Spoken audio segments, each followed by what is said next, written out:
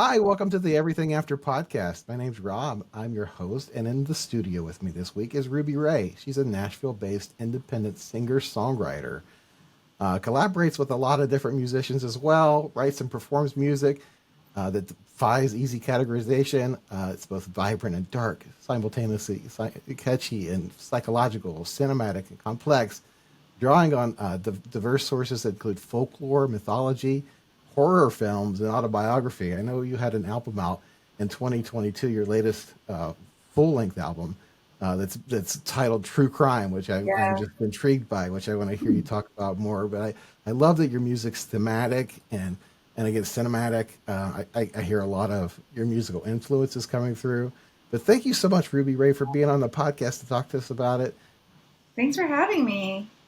So you have a new single out too, or fairly new.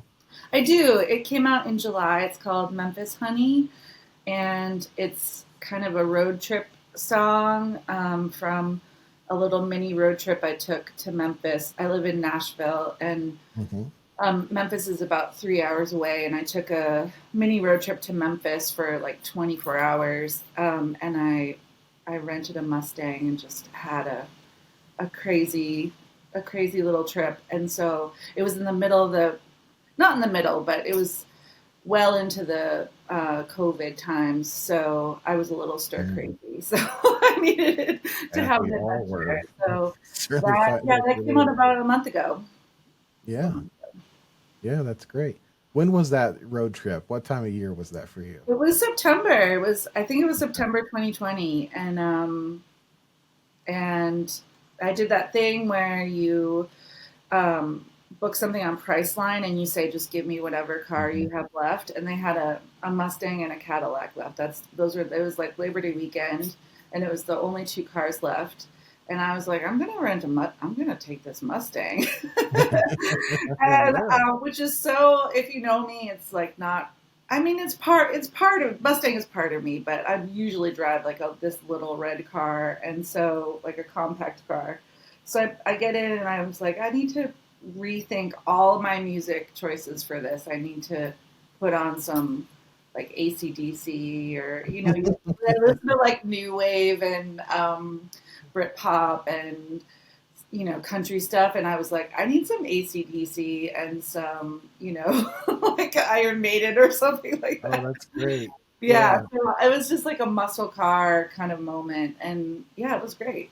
It's a fun Yeah, that's little trip. awesome. I was gonna say because I listening to that song Memphis Honey. I've spent some time with your music today, and I know it came out in the summer, but it's got an autumnal feel to Oh, me. It's got a really? very Oh, fall good. feel. Like Yeah. I could imagine you driving in a Mustang and just like the leaves changing color and just sort of falling all around. And I get that sense. It's got that kind of like it's got a crispness to it. Like there's in the fall, like a Christmas sort of in the air. It's like it feels like that to me. Just like the honey piece, So Yeah, you're yeah. you're right. I thought it might be a summer song, but you're totally right. It's a fall song, and I think it's because my favorite thing that happened when we were recording it. It was a live band, just everybody in the room in the studio, and this guitar player. Um, we were kind of deciding between like a cleaner retro sound and something a little bit more gritty and kind of R&B Memphis style. Hmm. Um, and this guitarist, I think his name was Sam Hunter. He was amazing, and he was playing this beautiful hollow body guitar. And I was like, this just is feeling too pretty. It's just feeling it doesn't have the momentum that I want. And he's like, I know. And he just had brought in 10 guitars, and so he runs out to the other room and comes back in with this little rubber bridge custom guitar and starts kind of like chucking away at it. And that was like and then suddenly the whole band started playing together, and it was like, yes, like this is the momentum that we needed.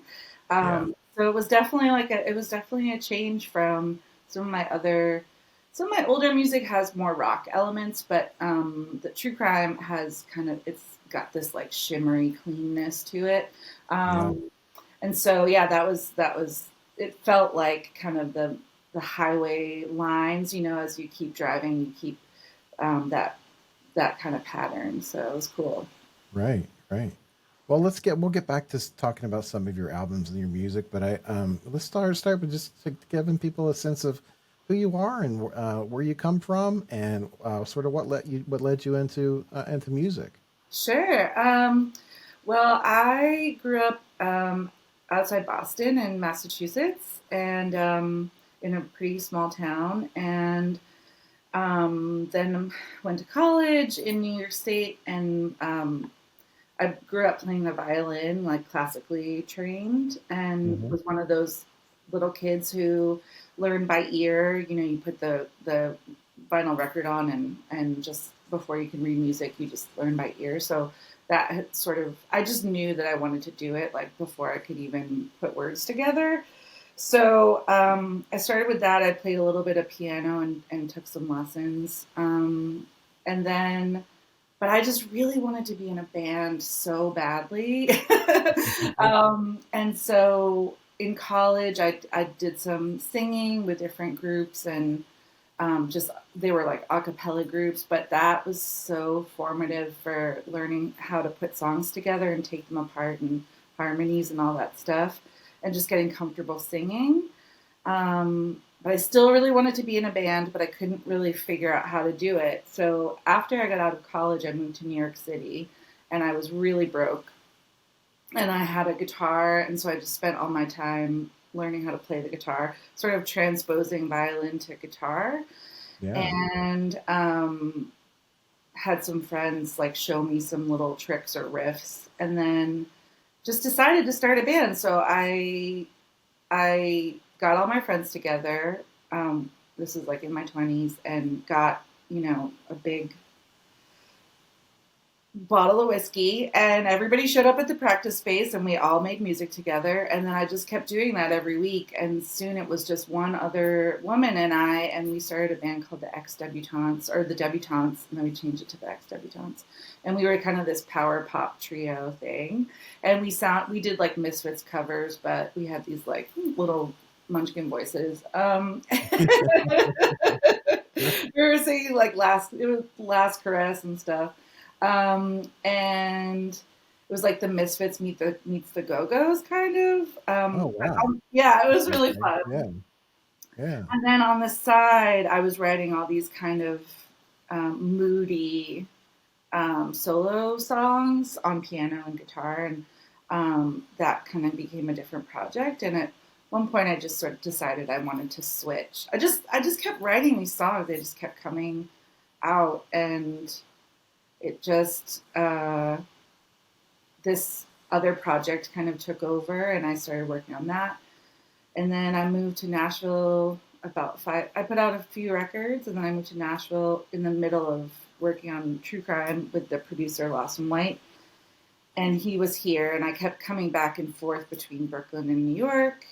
And it was just so beautiful here, and there's so much amazing music, and I really felt like it was almost like going to college for music in the real world or something. I was like, I feel like I can learn so much from everybody here and all the Yeah. songwriters. It was a really songwriting town, whereas I feel like New York is a little bit more of a guitar rock town almost in Yeah. my circle. Um, so yeah, I keep putting out music. I just love it so much. I love making. I realize that I'm more of a maker than a performer. I really like the process of recording and like holding the album or the CD or Yeah. whatever. I Yeah. like performing too, but I think at my core, I like starting with nothing and then ending up with something completely new. That's just Yeah. amazing. But performing Absolutely. is great for the connection aspect. Right. I'm like you. I just the creation of something, I think, the Mhm. art process, I think is just incredible. I'm extremely fascinated by it. By just the I'd like you to talk a little bit more about your process and how Sure. how songs come to you and how you sit and write and sort of, how you feel it out, how you find your way through a song. I think you're an extremely talented songwriter. I'm Oh, so thanks. impressed by the fact that you're trained in multiple instruments. You kind of do it all. You have a beautiful voice. I Oh, know it, I didn't see this on your influences, but listening to your music today, I'm not sure how familiar you are with Zoe Deschanel as a singer, a little bit. but I get a notes of you sound like her to me. I Oh, think in a wow. lot of your songs, and it's just yeah, like if you look into her, I think she's got a beautiful voice like you do, and she's in a band called She and Him, and I get a lot Oh, of yeah. that sort of Yeah. in your Cool. voice as well. Yeah, but I'm excited. I think you're extremely talented. Oh, But yeah, thanks. if you could talk a little bit about how you go about. Yeah. So, there's sort of different kind of channels. Like so I did a songwriter residency in Mexico for 6 weeks in like 2015, and I wrote a bunch of songs that became the Uncanny album after that. Um, and I really worked on my process there, um, which I highly recommend, which was not having a day job and getting up and going for like a really long walk on the beach, and then like sitting down. Sold. Yeah, exactly. And then sitting down and really just seeing like what music comes to you, and really kind of creating the music of something. Maybe you have like a little top line melody that you sing over it and making a demo of it. And then just spending the rest of the day kind of walking around listening to that and coming up with words or songs or something. And I was just really inspired in that at that time. So it Hmm. was always music first and then lyrics. And slowly those kind of like, and then I would just play them out for people, kind of just, we had this courtyard with all these stray cats in it. So I would just sort of like play it out and kind of feel through it. And that was a really good process. That's kind of my usual process of writing something and then stepping away and doing something mundane and coming up with lyrics for it that way. And then the other way is I can wake up with a song just kind of in my head that, like Queen of Wands, one of my songs was like that. It just kind of showed up all at once. Um, and I kind of tweaked the lyrics of it, but it just really showed up in a few days, and it was in my head for like 3 weeks, and I just wrote it because I needed to get it out of my head Yeah, and yeah, into other people's heads. And, you know, yeah. some of them just are like a little more insistent than others. But I think, and now that I'm in Nashville, I've been doing co-writes, which is a whole nother way of doing it, where you sit in a room for 2 or 3 hours and kind of lob ideas back to the other person. But you Hmm. sometimes end up with something that's better than both of you, kind of.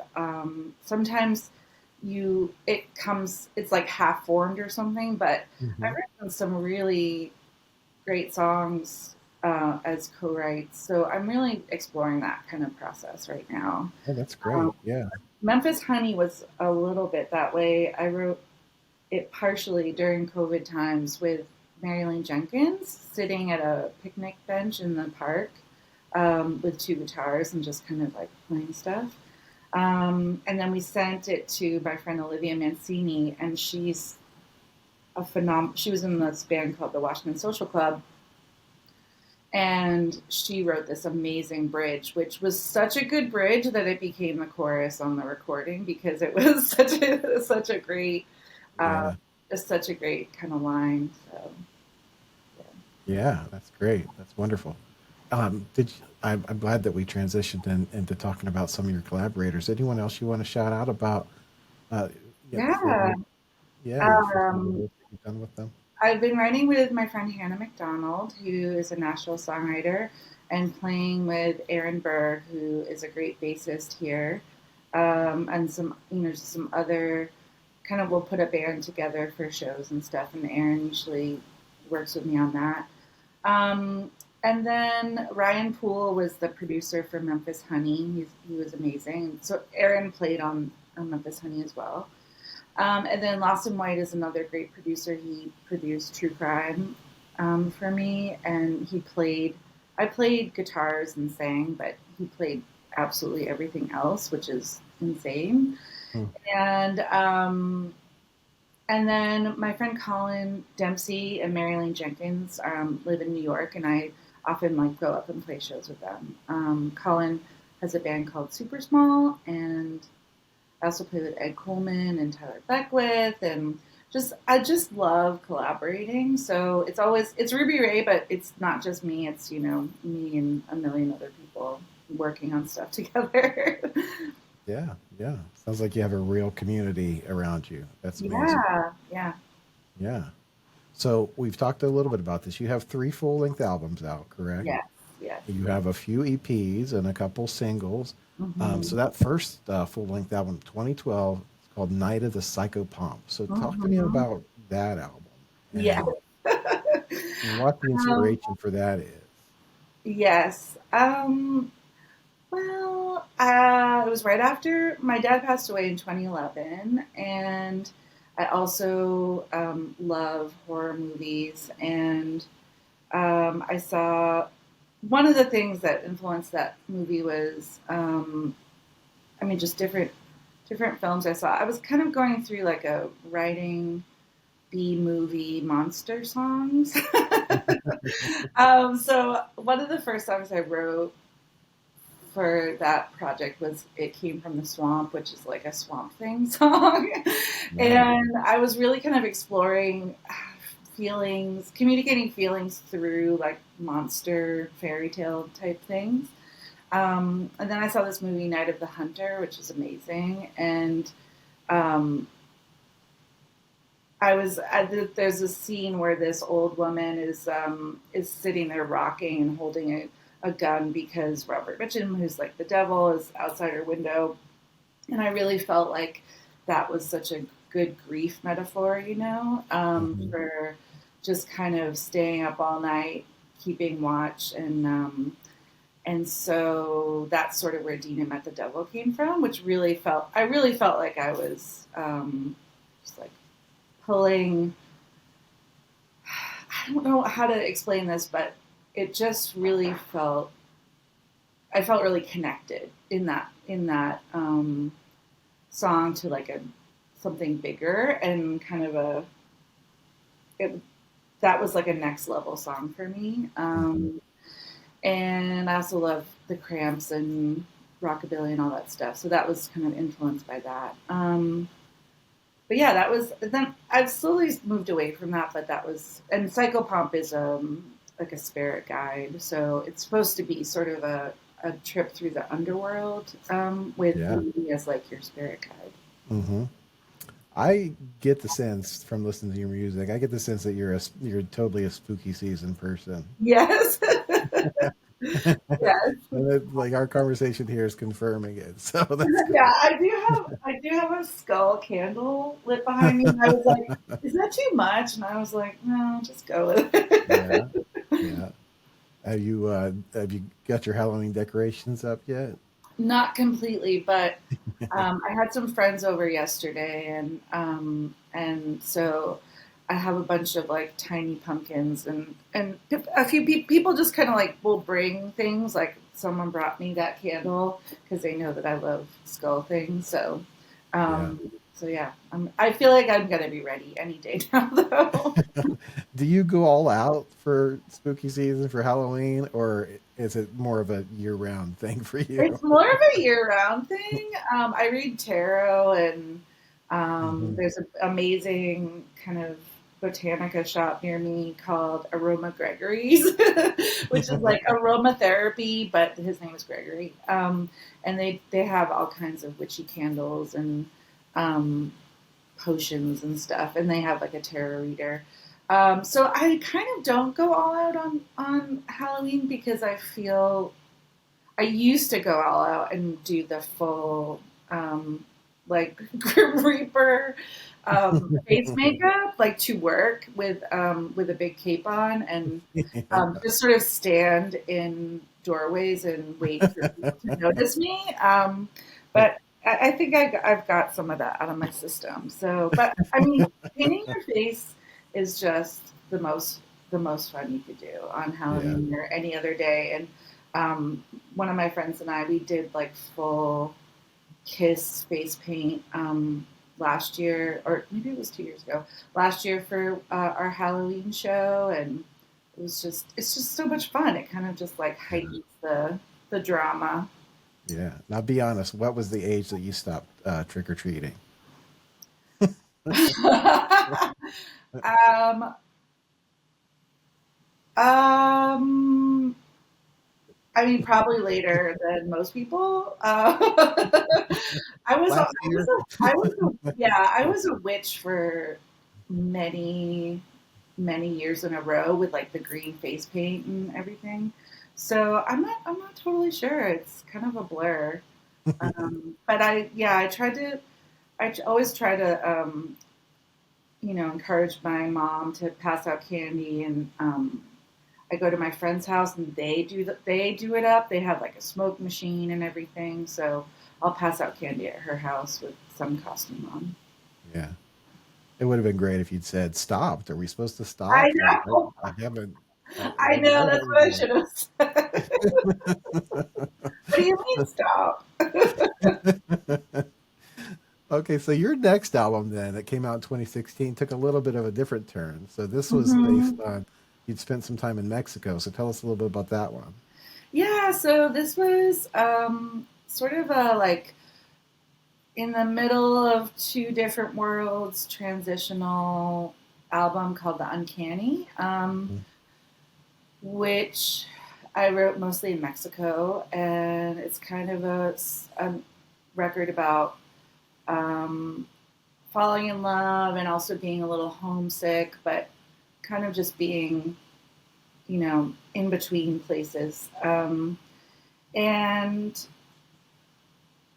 Yeah, the first song on that, Last Night I Was a Virgin, was influenced by, we have all these like cenotes in Mexico that are kind of caves filled with water, and they used to do ceremonies there where they would sacrifice people.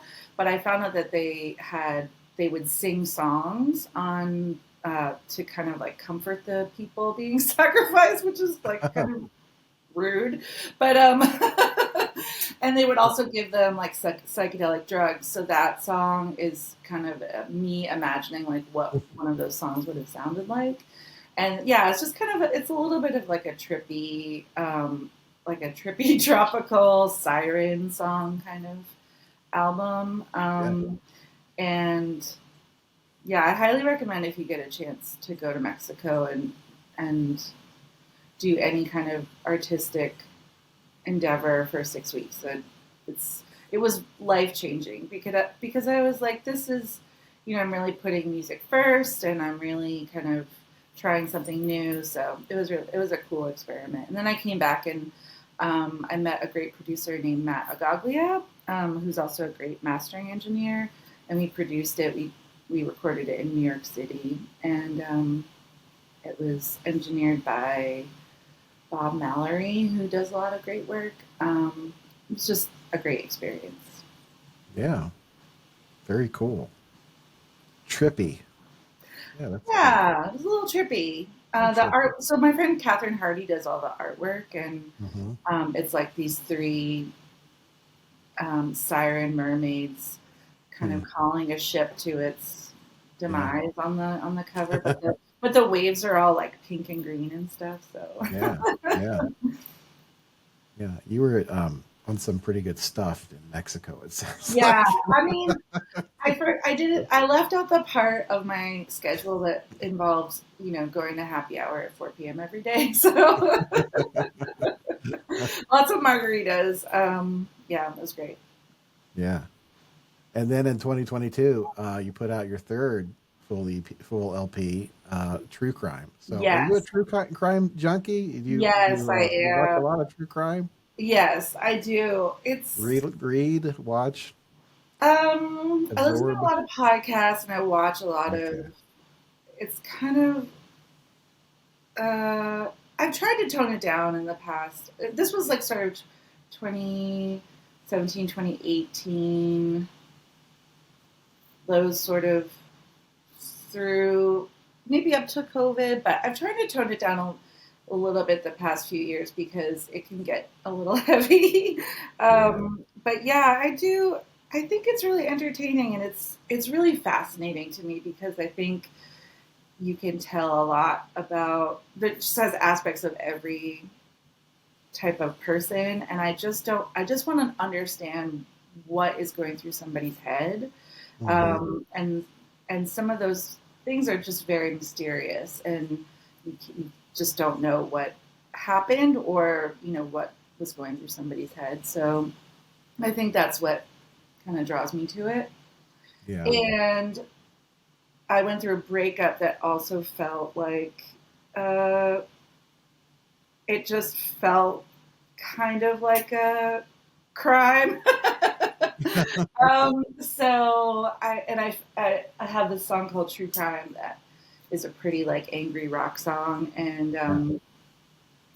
and the thing that happened with this breakup is that it was such a like unbelievable story that I would tell people and they just like wouldn't believe me. It was like that kind of story. Like we broke up Yeah. on a tour in Texas in the middle of nowhere, and I walked out of the hotel room the next morning and there were horses in the parking lot because it was Texas.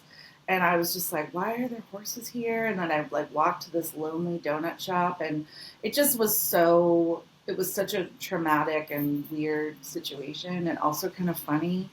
Um, that I just was like, I didn't really want to write about it. I kind of was like, I wrote a bunch of songs and I didn't want to show them to anybody. And then my producer, Lawson White, kind of just like really encouraged me to develop them. And there's a song called Lonesome Sugar that wasn't, I didn't think it was a song. I thought it was just like a little sketch of something. And he really liked it and basically made me put it on the record.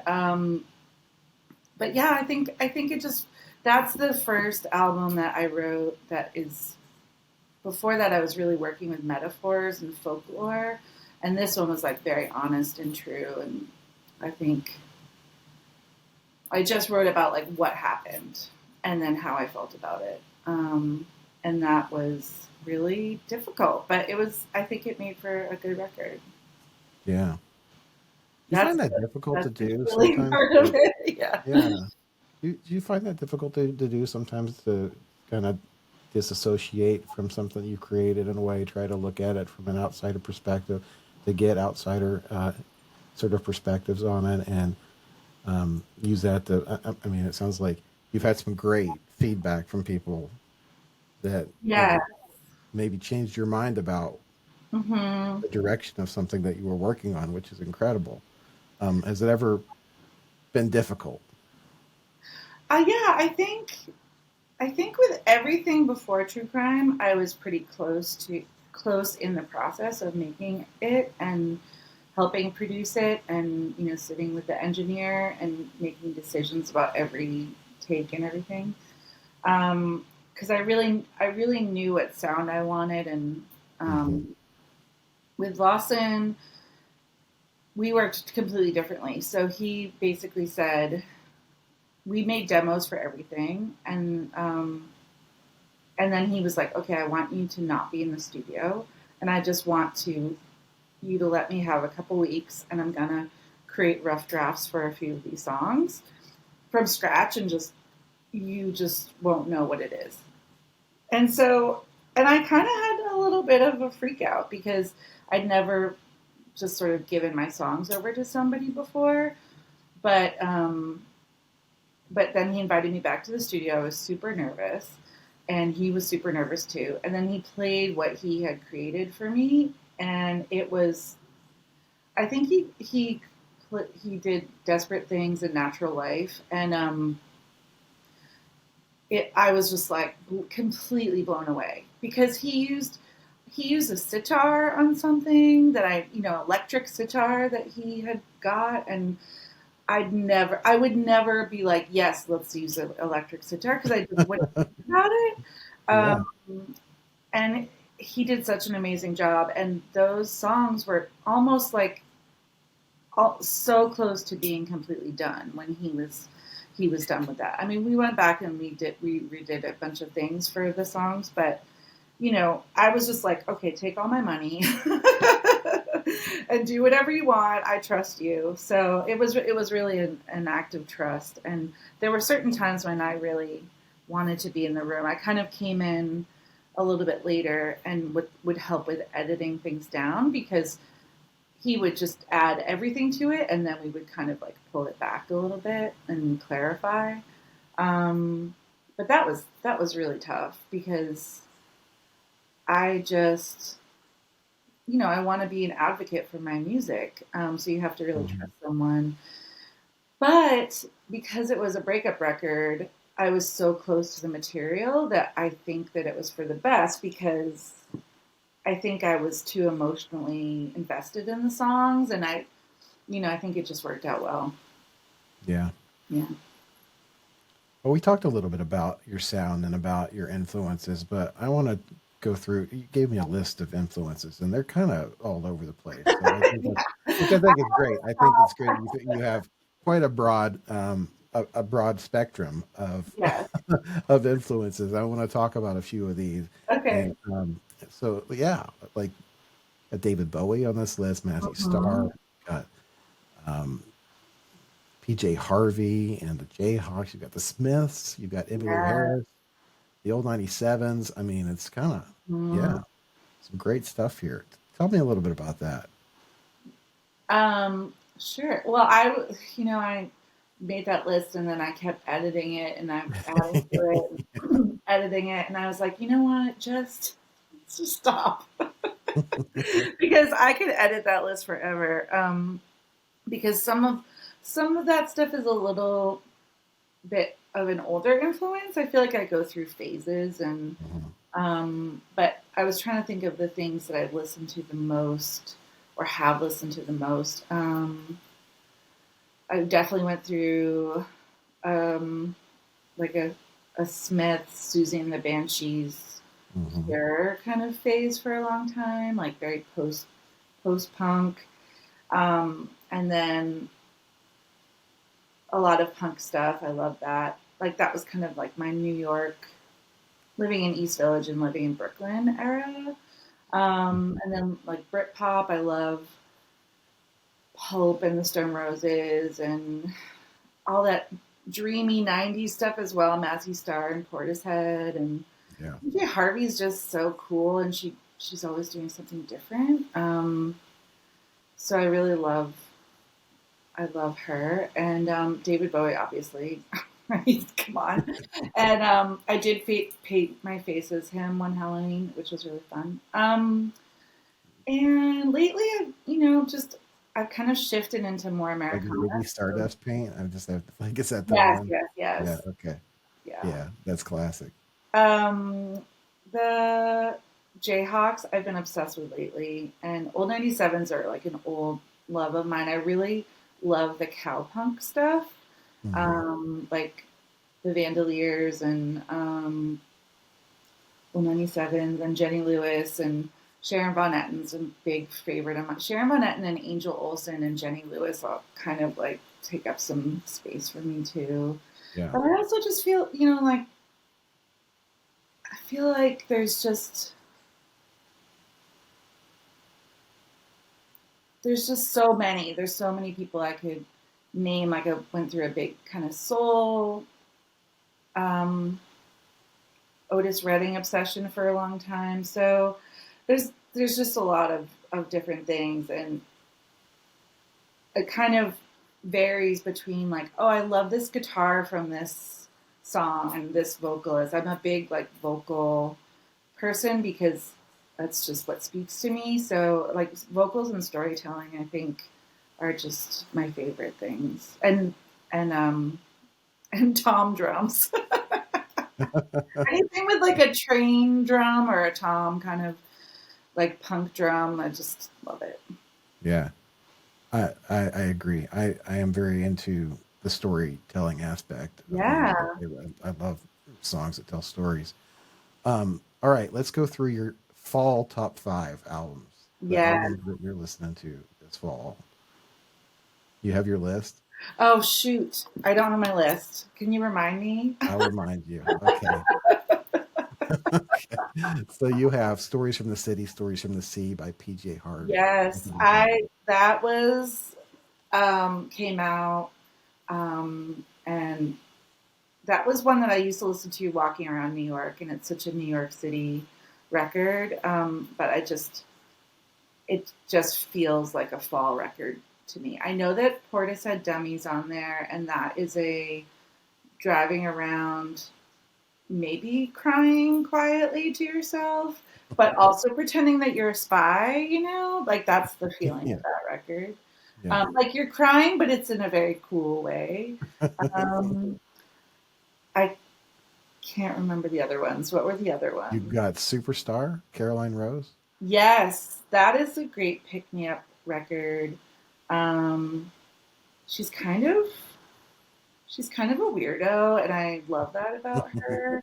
Um, Yes. and Oliver, like I just remember the videos for that where she's just like running around in a red suit on the beach and jumping up and down, and it just is kind of quirky and cool and very poppy, but like weird at the same time. So I really appreciate that. And then Strange Tales.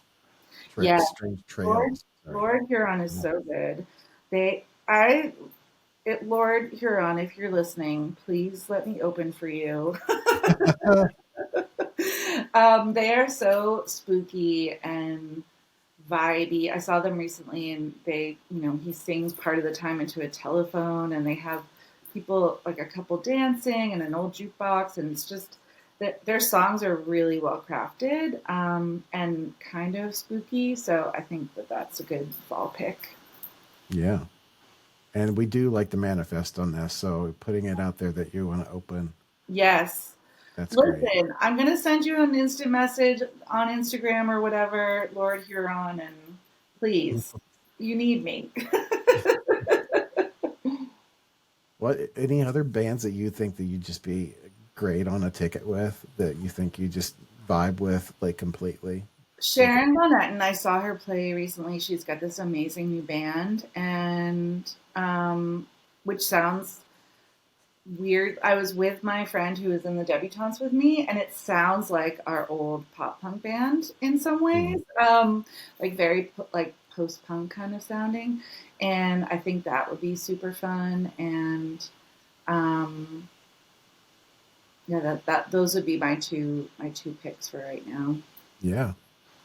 All right. So then you also had Lost Souls from the Dove. Yes, this so I love this record because it's like the perfect kind of put on in your house, and maybe you're like making some food or something like that, and it's got all this beautiful like bells and organ and stuff on it, and it's just like got a great fall vibe to it. It's from 2000, but I feel like it could have been made in 1975, or it could have been made now.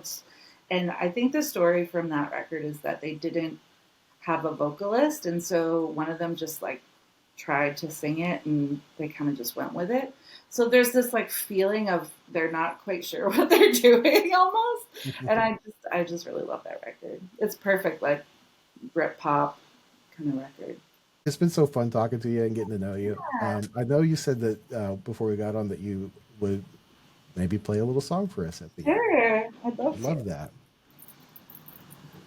I don't know if you'll be able to see my guitar, but it's here. You Okay, want to tell me anything about your guitar? sure. I always love to hear people's stories about their instruments. Is there anything remarkable about that particular one? Yeah, so I got this right when I moved to Nashville. I was visiting my friend Olivia, who lives in DC, the one who I wrote Memphis Honey with. And we went to this awesome guitar shop. She is the type of person who says, "We're going to go just look at some guitars," and you think, oh no, because you know you're going to get a guitar. Um, And she said, let's just go get you a guitar. No big deal. She's kind of like she's like one of my guidance counselors musically, I guess. To she is just like, I think it's time for you to get a new guitar or, just like do this or here's some advice about how to handle that. She just knows everything.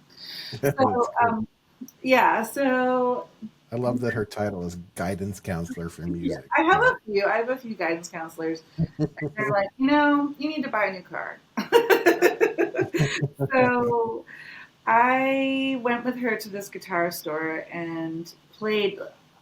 I I think I must have played like every guitar in the shop, and I had a Seagull, which I loved at the time, but it just wasn't. It didn't sound great, and I wanted something that I could play out in Nashville and use as kind of like a touring guitar, and that sounded good in the room, but also amplified. And so I was there, and everything was either $75 or $1,000, and I was like, I manifested this guitar because I said, why can't there just be a guitar that is $600? And then the guy comes in and he's like, oh, he probably was listening and waiting outside the door, and he comes in with this beautiful Yamaha Masterbuilt.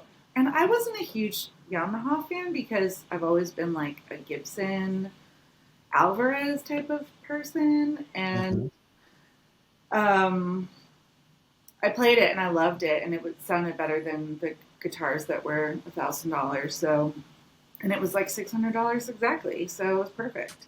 And it has a tuner. It has two different pickups, or so you can select which pickup you want to use. So there's a lot of options.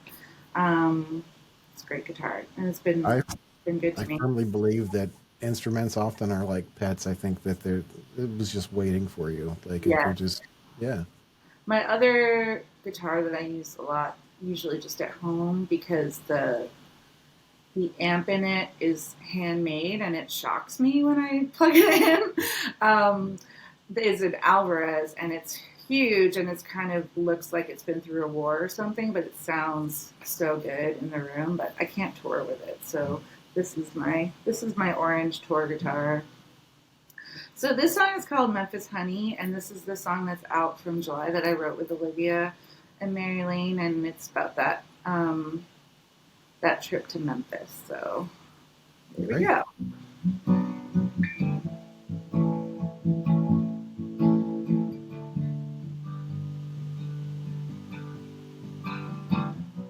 Drove my Mustang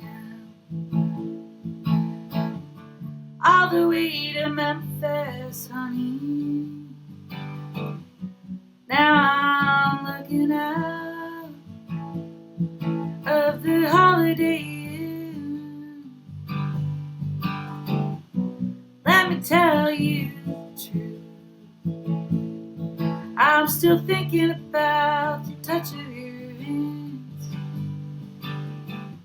It's been so long since anybody touched me, honey. Does it have to be anything but a dream? Tell me something special, like we're living in a movie scene.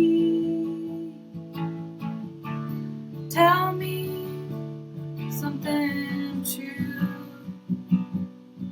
Don't dare say you're in love with me.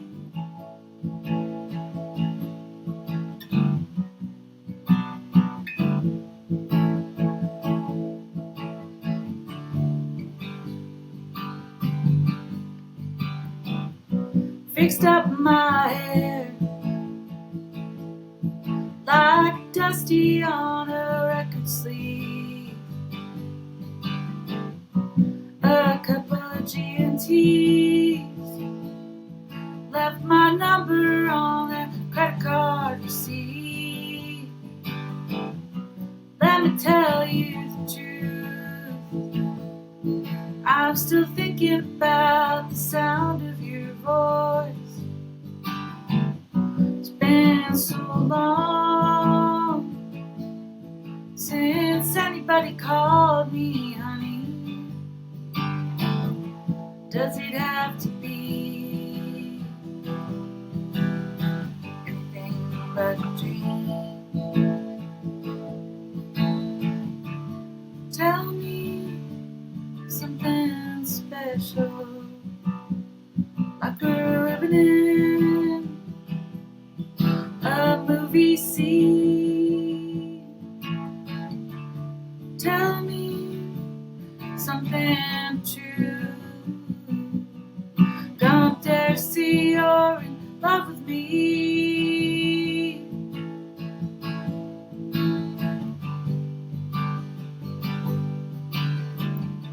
Draw my Mustang down